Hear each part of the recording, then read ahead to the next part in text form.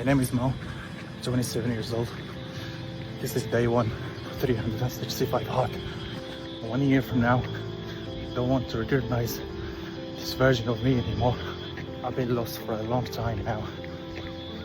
No discipline, no direction. But instead of waiting for the motivation, I'm gonna start now. Nothing is gonna stop me for the next 365 days.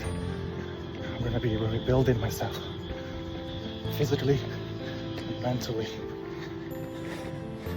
A lot of people say, don't take the risk, it's too risky. But guess what? I'm taking all risks.